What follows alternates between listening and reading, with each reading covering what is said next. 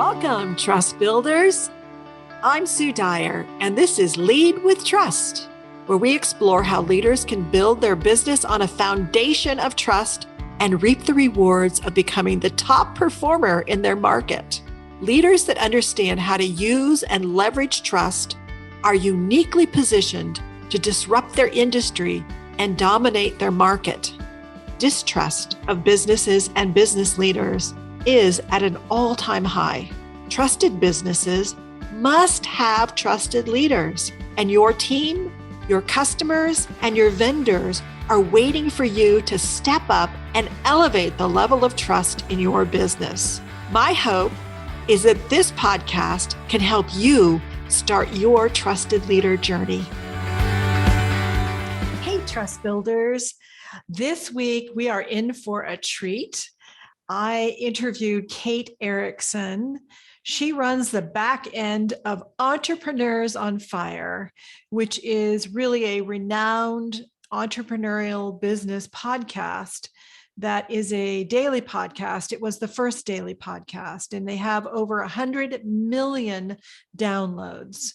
And I know they've won many awards, and they're really, top notch everywhere that you could possibly think in podcasting. And, I think that it's so important to think about Kate running the back end, because she's the one who makes sure that there's systems and processes that are all working so that the machine works. Just like in your business, you have all of those systems and processes. She has that too, and she's really a genius at this. So I asked her to share with us some of her favorite systems that she's using.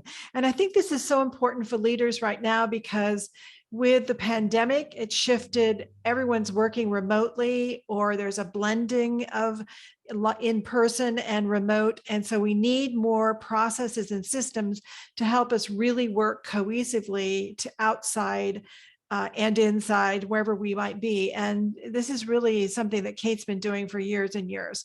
So I listen up for those. I think there's some great tips she's got there. And also systems, I believe, are also critical, because think about it, trust is built when you do what you say you're going to do, you follow through. And in a business, if there isn't systems that actually allow you to follow through, then, you may be not creating trust, you may actually be eroding trust. And so I think that's a really important part of this episode. But also just listen in, because Kate and John, Lee Dumas, her fiancé right now, soon to be husband in April, have worked together now for 10 years. And so she talks about that. And how do you work together with a partner? It doesn't necessarily have to be a spouse, but within your business, you have people that you have to work with. I think there's many lessons to be learned there, as well as how does an introvert become a keynote speaker, which she'll talk about that, and also how she continuously works to grow herself in order to grow her business. So let's listen in. Well, welcome, Kate Erickson, to Lead with Trust. I am so excited to have you here. This is such a privilege to have you. Kate Sue, is so excited. Thank you. Yeah. Kate is probably the most organized, systems-oriented, productive person I've ever met in my entire life. And then thank you for that. And then on top of that, she's like the sweetest person and caring person you could ever meet.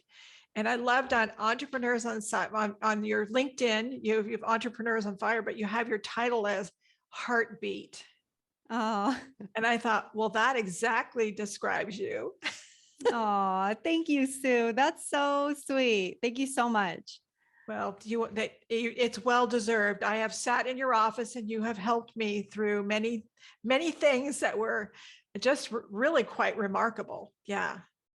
I'm so happy. I was just thinking about our time together before we got on to record today, and everything that we went through with your systems and your office time. And yeah, I'm really glad that I could help. It was great to have you down here. It was wonderful to be there and see your gorgeous house and just spend time with you and John. It was very, very fun. Yeah. So I ask every guest this question. I know you grew up in San Diego, but what group did you hang out with in high school? Oh, what group did I hang out? So I was a triathlete in high school. So I was definitely with the sports kids. That's awesome. That's Yeah. awesome. And do you think that that's kind of flavored your life? Absolutely. I mean, high school, I feel like was a very formative time for me. And I feel like for a lot of people it is too. You know, you get to understand a lot about the way people are. And for me, you know, very much the types of relationships that I wanted to have in my life. And all of the sports that I played were team sports. And so I feel like from that perspective, you know, I learned quite quickly what it's like to work with a lot of different people who have a lot of different attitudes and personalities. And I feel like I've always been quite attuned to that. I'm a very empathetic person, and I do believe that I have the ability to really put myself in other people's shoes.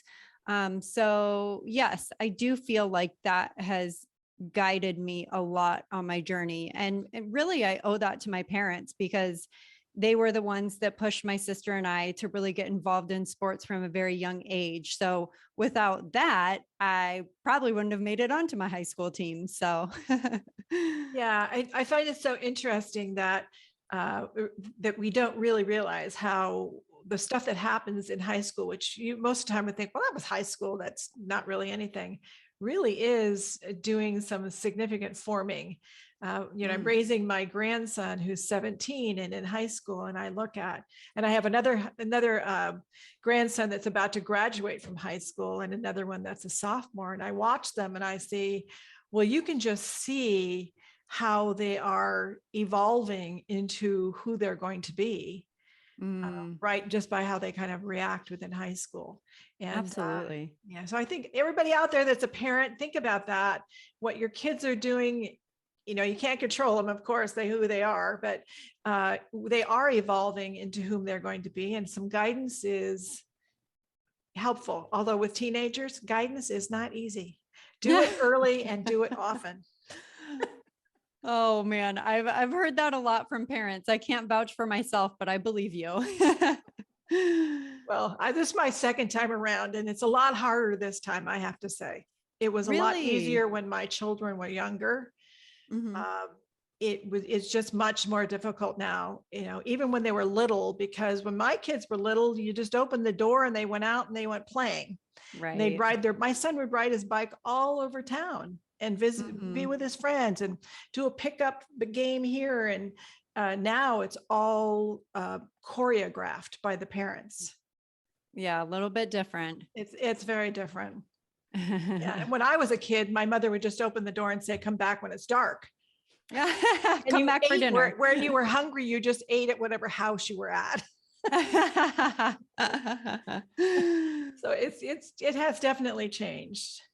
So let's Mhm. talk systems. I know you are really an expert in this. And so tell us about, you know, what awesome products you're using that you think are really your like go-to places, and help us. Yeah. Well, systems is very much my love language. I am a very systematic person whenever I'm having conversations with people. Even in previous jobs, I did not grow up an entrepreneur. I'm very much like a corporate girl. And looking back on it, hindsight's 2020, right? But now that I see what I handle in our business, which is really the back end systems and implementation of things, I see how I was best at that in all my previous doings. You know, at school, I was always the one that was like, okay, here's the project. Like, I know how to put this together. Anybody who needs to be like really super creative or visionary or anything like that, like you handle that and I will handle making this work. And at my jobs as well, you know, I'm a very organized person, detail oriented. I like my spreadsheets. I like visualizing things. I like being able to see things. But it's very much like data driven, not, you know, I'm not a drawer or artist or anything like that. Um, So what I like to use in our business, I'm okay. So all of that said, I'm also very simplistic. I don't like complex things. I don't like adding things where they're not necessary. And so I use Asana as my task and project management. I believe that we kind of did some work together in Asana, but do you use Trello? I like Asana. Asana. Okay. Yeah. That's what I thought, that we had worked in Asana together. I love Asana. It's very simple. I use it for task and project management to work with our team on different things. So with tasks and passing things back and forth, getting updates is all through Asana. I love my Google Drive. So I do a lot in Google Docs, Google Spreadsheets. And So tell me more about how you use Google Drive, because there's so many ways to use it yes. and so many ways people use it. So how do you use it? Okay. So I would say I'm probably so we have a team of 5, myself, John, and we have 3 virtual team members. So let's take the podcast for an example, Entrepreneurs on Fire.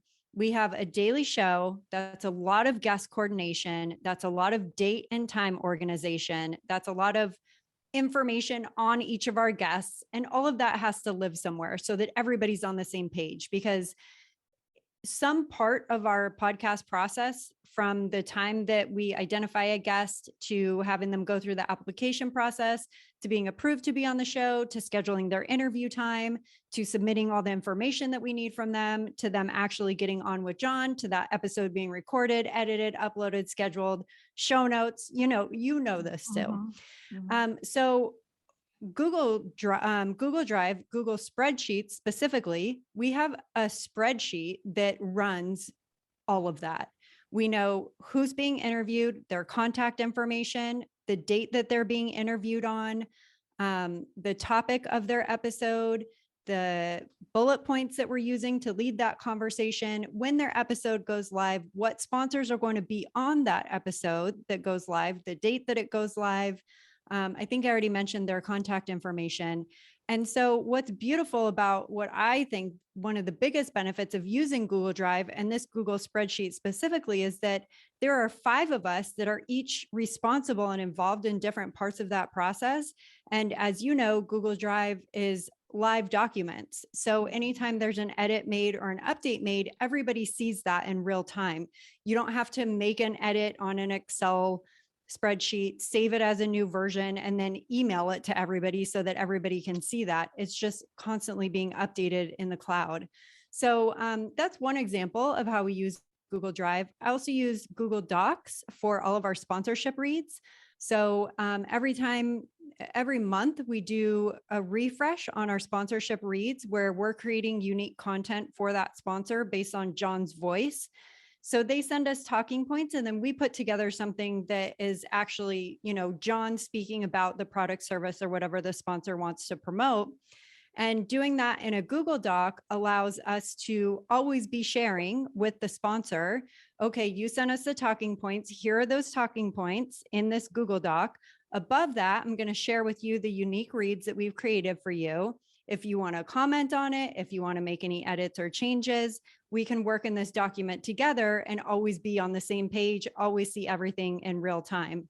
So those are a couple examples of how I use it. I've also used Google Forms a lot to create surveys or to have people submit information, say if we're doing maybe a giveaway. So one example of that is when you join our community, Podcasters Paradise, where we teach people how to create, grow, and monetize their podcasts, we send everyone a podcast journal who joins.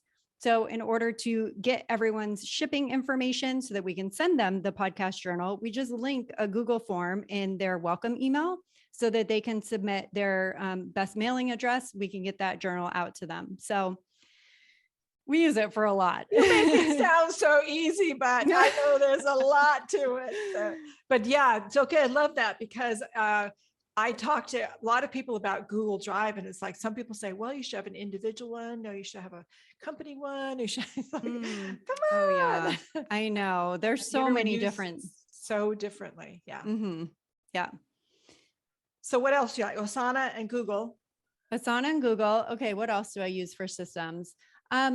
Dropbox is a big organizational tool for us. So we have basically anything that we use or save or need to keep on file for our business, podcasting assets, logos, launch information. For example, in 2015, we launched 2016. We launched 2015. Man, I'm getting myself mixed up. We launched the Freedom Journal on Kickstarter. So all of our assets from that launch are in a folder called the Freedom Journal in our Dropbox. And so like take that for everything that we've done in our business. Podcasters Paradise has its own folder. The Mastery Journal has its own folder. Every product, service, or project that we've launched has a folder in Dropbox. Within that folder, it's organized by either, digital assets, media, images, the things that we actually used on our Kickstarter page versus, the written draft of the actual book, the edits that were made to that draft and the different versions that came out. So anytime we ever need to go back and identify something from a project or a specific launch that we did, we have everything very well organized within Dropbox. So Dropbox is another biggie for us that allows us to quickly find information that we need. Well, this is so helpful. I think because even if you don't have a digital business, you having remote workers now, and so many leaders aren't accustomed to this. So I think these tools, if you don't have them, you don't have the tools to collaborate and you can't create the cohesion you need. The other thing I know you do is that you create like Loom videos. I know that you're very specific about when you're going to give a task to someone, like one of your VAs or to someone else. So tell us about that, because I know I don't put words in your mouth, but I've seen you do this. So I wanted you to share about that, because I think that's another tool that a lot of leaders don't know about. Yeah, delegating is so critical. And when you delegate, it's even more important that you're documenting the tasks and projects that you're delegating to people. Main reason being, of course, we have team members who might move positions within our company, or we might be bringing someone new on. And so we're shifting responsibilities instead of ever having to retrain on a task or a given to do.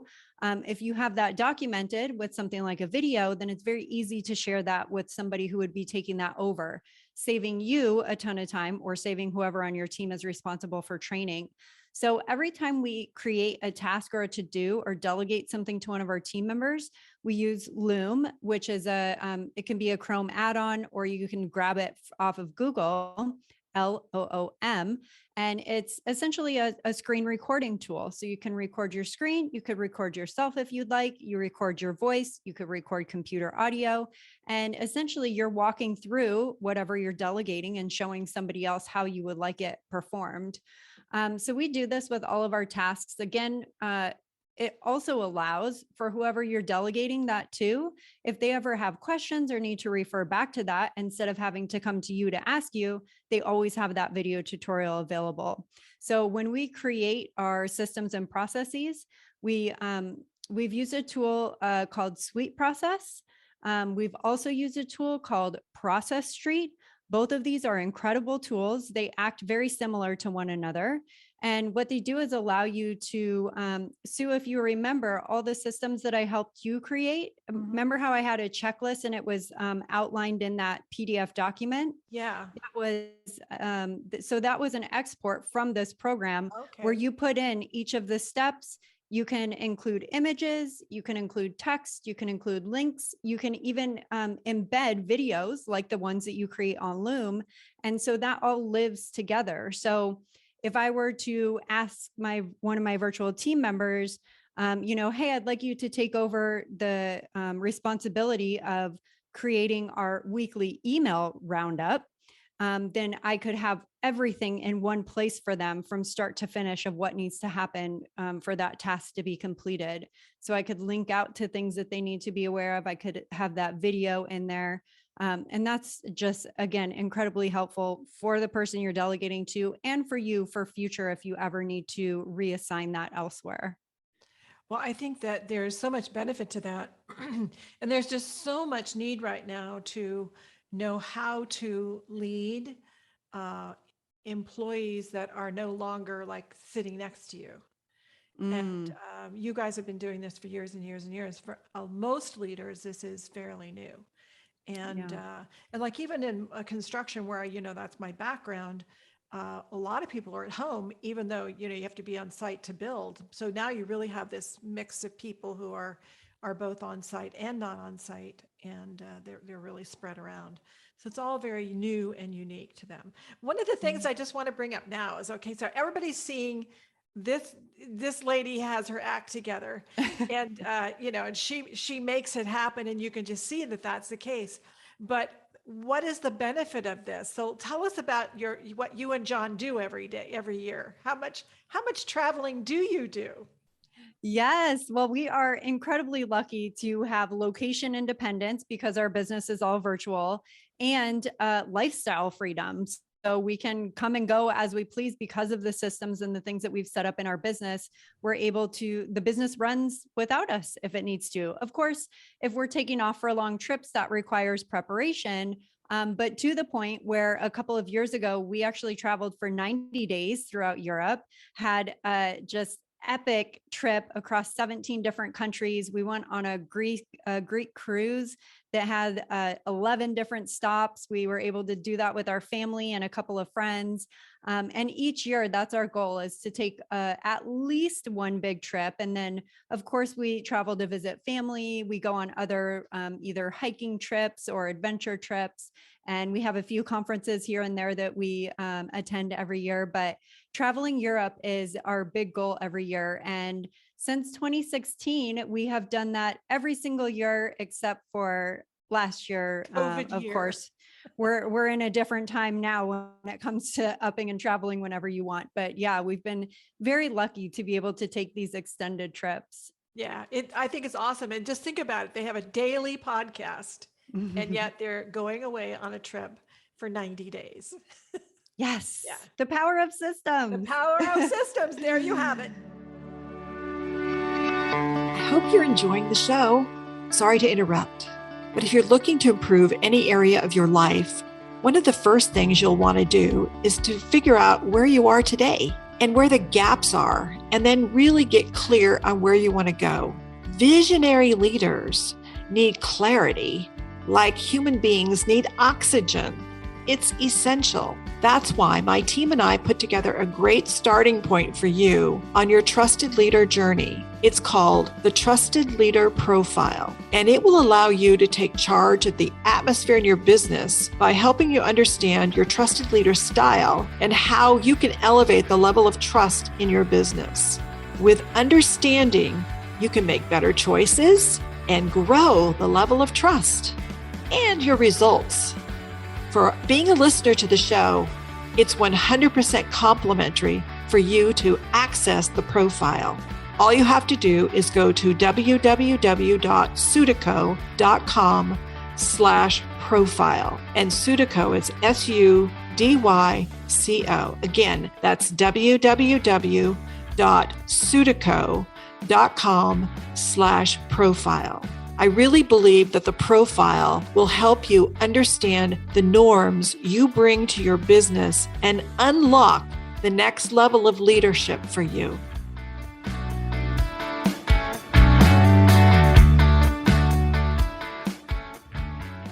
Mic drop. Yeah. So, yeah, I loved your title on LinkedIn for Entrepreneurs on Fire Heartbeat, because I really know that is you. So tell us about working with your husband. There's Yes. a lot of family businesses where husbands and wives work together, and there's a lot of them that go, that would never happen in a million years. So tell us about that. Yeah, definitely. I have countless conversations that I've had where people go, "You guys actually live and work together. I could never do that." And I totally appreciate and respect that. I am incredibly happy that it works very well for myself and John. And I really attribute that to, well, of course, there's a lot of factors that go into the reasons why our work together works so well. One of those reasons is that John and I are our zones of genius are opposite. So he is very much the entrepreneur, the visionary, the creative, the person who's going to love being in that spotlight. He's got his voice out there, his face out there. He loves presentations and speaking on stage. He's a massive extrovert. And I love the back end of things. I love figuring out how something's going to be put together. I love finding different tools and resources that work together well. I love improving things, that constant improvement of putting something out there and fixing it. And, all of those details and all the spreadsheets that we've already talked about. I love all that stuff. So that's a huge reason why we work so well together. I also believe one of the major reasons why, we've been able to come as far as we have in our business together is because we're in separate lanes and we stay in separate lanes. We're not stepping on each other's toes. I'm not trying to be in charge of something that he's in charge of and vice versa. And I really think that helps a lot because when you have a partner, even if it's not a significant other, even if you have a partner in business, a co-founder or whatever it might be, if you guys are both trying to be the boss of the same thing, we all know that oftentimes doesn't really work out so well. So it works very nicely that we both love doing different things and stay in our lanes with our responsibilities. And that really all goes back to the beginning of us starting to work together because John launched this business on his own. We were together and living together at the time, but I was still working at an advertising and marketing job. And he launched the business. He was doing the podcast and things really took off. And he said, "Hey, why don't you quit your job and come join me?" And a lot of our initial conversations around that, because my first thought was how's this going to work? A lot of our initial conversations, though, were around understanding what each other's expectations were of that working relationship. What do you see me being in charge of? And what do I see you being in charge of? And how are we going to, we knew that we were going to need to be on the same page about that. So a lot of those initial conversations really helped us understand where one another was coming from. And of course, open communication is just a no-brainer. Well, that, and you complement each other. My husband was not in my business when I first started at this business that I just sold. But after we got married, I talked him into coming to work with me. And we've been for 35 years, we've worked together. And, he's very introverted. Mm-hmm. He is very math oriented, spreadsheet oriented, detail oriented. And I have about zero of that. So see, that's awesome though, that so you guys were able to complement. Yeah. So I think we're very good partners. Mm-hmm. And so you build that high trust because of that. I have also seen people who go into business together, and it doesn't really matter if you're married or not. It probably just creates a level of complexity or emotion that goes with it, that are vying for power or presence, being the person that's in charge. And that never works out. It just doesn't. Unless you can carve out lanes for them. And then wherever it overlaps, you can predict that there's going to be a lot of conflict going on. Friction. Yes, indeed, for sure. Now, I know that, you're in the background for Entrepreneurs on Fire, which is incredibly successful. And I'm so happy for you guys. It's, thank you. I listen to it every day. I have to tell everybody it's my favorite. Thank you, Sue. Yeah, I hear John in my ear every day. But you also have Kate's Take podcast you've done, and you have a newer one now, Nicole and Kate, which I just love. It's great. Oh, thank you. And do you have another one too that's about systems and stuff? Ditch Busy. Okay, I knew it was something I couldn't remember. Okay. I haven't signed up for that one, but I will today. Ditch Busy. Now, don't we all need that? I mean, come on. We all need that. And so you are absolutely a seasoned podcaster in your own right. So tell us from your point of view, doing your own podcast, what's your advice for people that are doing a podcast And also, this, we're really thinking about trust. And so that's why I'm sort of thinking about, well, certainly you have to have partnership with trust. You create trust with the people who are listening. And I Yes, think you do that absolutely. magnificently well. Thank you. I appreciate that. I received that. That is has always been one of the biggest attractors of podcasting for us in our business. The amount of free value that you're able to provide with a very low barrier, and the relationship and reciprocity and trust that's built because of that is, I don't know any other way that you create that virtually. Perhaps through videos, but that takes a lot longer and is a lot more work. And now, of course, YouTube is certainly much bigger than it was 10 years ago, as is podcasting. But one thing that I would say for anyone starting out with podcasting right now is it's so incredibly important to be super specific about the knowledge or value or impact that you're looking to create for your listeners. Being niche in your podcasting topic will help you immensely. So instead of saying, I'm going to start a marketing podcast, which there are probably a million of right now, if you can get super specific and niche down within marketing to focus on Instagram marketing, that will be incredibly helpful for you in knowing what content to create and being able to, research not only your own content, but competitors potentially, to get a grip on that. And then also when you're marketing your show, it's going to be so much easier for you to reach your ideal listener or person that you want in your world.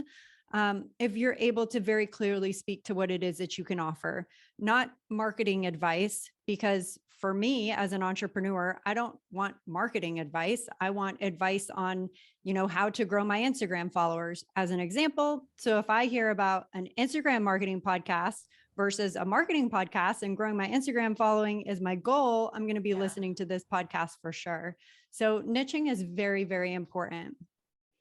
I was also thinking about in terms of now, well, two things about podcasts. The reason I love it is because unlike video, I don't have to give my full attention.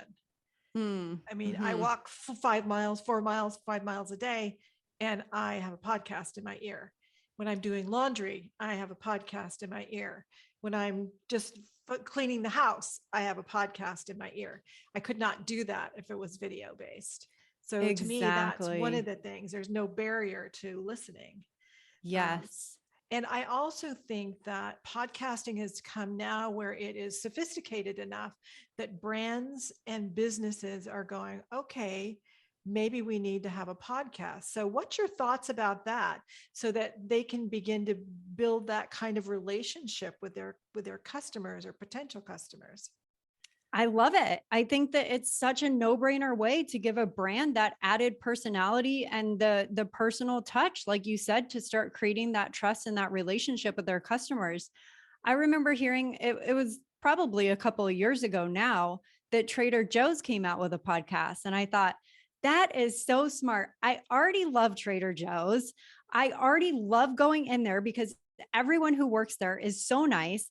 And how cool would it be for me as an advocate for Trader Joe's and somebody who loves shopping there? Now I'm hearing somebody talk about how they source their products, why they choose certain things, the company culture makes me love them even more.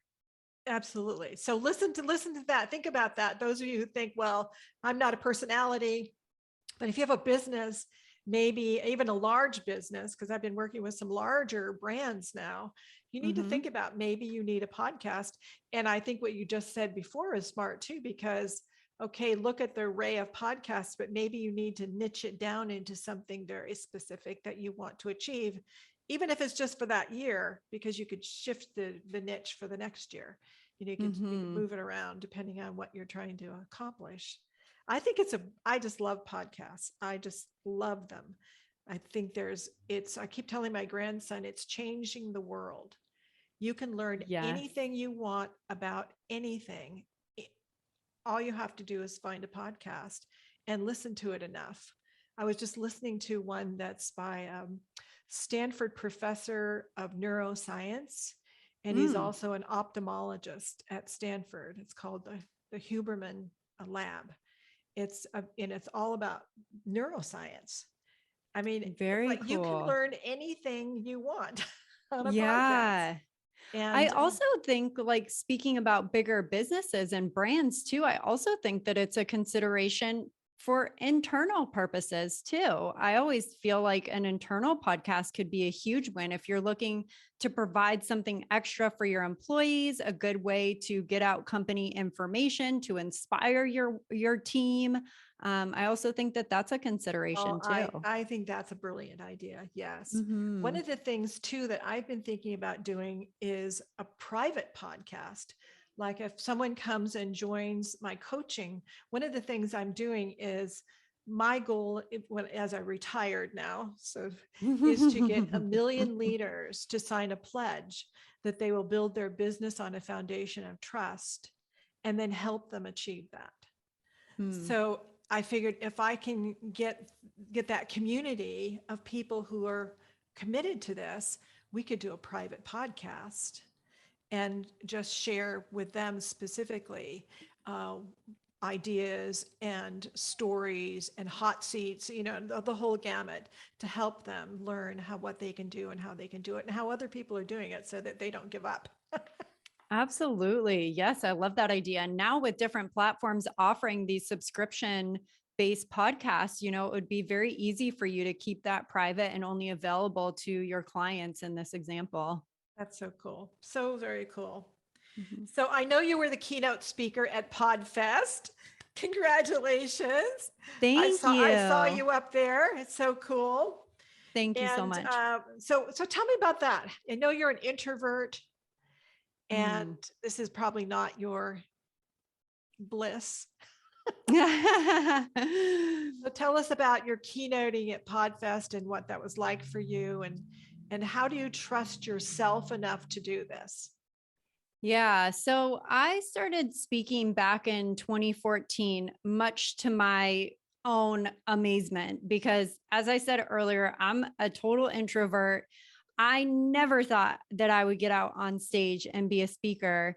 And I was very lucky to have an opportunity from Podcast Movement. They were doing localized events and they did a podcast San Diego when I was living in San Diego. And they asked me if I would speak at that event. It was my first time ever on stage, but I thought, hey, if I'm going to make this happen, better to do it at a small localized event than at, on some massive stage with hundreds or thousands of people. And for me, it was like, am I going to, start living a bigger life and taking on challenges and thinking, I need to be in a space where I'm outside of my comfort zone if I want to learn and grow and be an example for people. If I'm going to work behind the scenes of a podcasting business, I want to know what it's like to be freaked out. And I want to know what it's like to prepare for a talk and, all of these things that go along with it. I love attending events, so had to see the other side of it. It's your Um, empathy requirement. You're just so empathetic. It is. It's just there. Yeah. Yeah. So I've spoken at many events since, and this past year, Podcast Movement asked me to be the keynote speaker, and I was so honored. We've been attending that event since the very beginning. We've been to every single event that they've put on, their main annual event. We've been every year, and to be the keynote speaker this year was such an honor. I was very nervous, had all the butterflies. I practiced and practiced and practiced. I mean, I was like dreaming my talk towards the end there. And it went so great. It was a really special experience. The team behind Podcast Movement, like I just can't say enough about them. They put on an incredible event. They care about podcasters. They care about making that such a special experience for everyone involved, speakers, attendees, sponsors, everyone. So it was a really awesome experience. And I really wanted to bring this up because I think that, when you're an introvert and it maybe not your comfort zone to give a keynote speech, there's a lot of fear behind it. And Mm, yet you did it anyway. And so I think that's such an important lesson for everyone, particularly leaders, that you have to walk into the places where you may be a little be afraid. And when you practice and you're ready and you do it, then you begin to have that level of trust that you can do it. Yeah, absolutely. It's the only way you get it. Yeah. There's no other way to get it. That's so true. And I continue to be a huge fan of just like stretching yourself and pushing that limit further and further and further. There's so much growth in it. There's so much opportunity to learn new things, to see things from a different perspective. And that's really important to me. So what's next for you? Ooh, that's a great question. Well, John and I are definitely in a great place with the business. We're very happy with where things are at and headed for Entrepreneurs on Fire.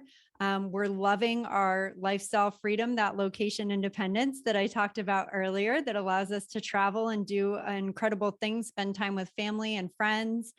So we've got really great things going with the business. We're getting married in April. So we're very excited about that. We just celebrated 10 years recently. So now we're going to be in it for many, many more years to come. And being a planner and, all the things I've described about myself in this episode, you can imagine what my wedding planning is like. So I'm having a ton of fun with that. I'm really into, putting all the pieces in their place. So that's been great. And hopefully we'll be back in Europe this fall. Time will tell, but that is definitely a goal for us to get back on the Europe plane, train, and automobile. Oh, that will be so fun. But the wedding will be wonderful. Yeah, And, thank you. What's the one thing that keeps you awake at night with regard to the wedding?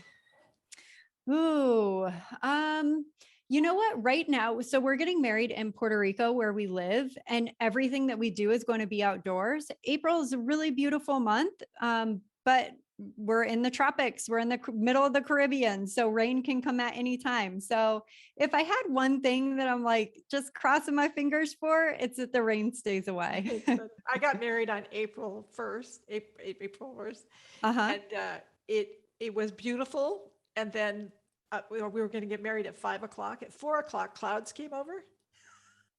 Uh-oh. It got stormy. They had to move all the chairs inside. And so we ended up being married inside. It's supposed to be good luck though, right? I think, yes, it is. It has been. Yes. 30 years later, it's still good. Congratulations. Congratulations to you too. So I appreciate so much you being here. Where can people find you? Everything that we do is over at eofire.com. eofire.com. And we'll put all that in the show notes too for you. Thank you so much, Kate. It's such a great time to get back together. We have to do it more often. Yes, I agree. It was great catching up. Thank you so much for this opportunity. Loved our chat so much. Thank you. Hey, I hope you enjoyed today's episode of Lead with Trust, and that wherever you're listening to this podcast, you will subscribe. And if you enjoyed this episode, send it to someone who you think can really use this message that you got today. And also, please leave us a review. Your honest review wherever you listen to your podcasts would be much appreciated. And of course, the more reviews we get, the better they are, the better for the podcast. I'm truly on a mission to get more and more people to understand that trust is the essential element. So I hope you'll be part of that. This show really exists to help you, leaders, to build your business on a foundation of trust so that you can reap the rewards of becoming that top performer in your market. I see over and over where no one can possibly reach the levels of those people that understand how to build a high trust culture in their business. Now, today, if you're really curious about starting your trusted leader journey, you can get started right away if you just take the free Trusted Leader Profile, and you can learn where you fall along the Trusted Leader continuum. And this really can unlock your confidence on where you are and what you need to do. It's very specific on what you can do. gives you a snapshot of your leadership style. So if you want to take that, just go to www.sudyco, SUDYCO.com, and then /profile, and you will get immediate access to the Trusted Leader Profile. Once again, that is www.sudyco, SUDYCO.com /profile. All right, that's a wrap. I just can't wait to hang out with you again on our next episode.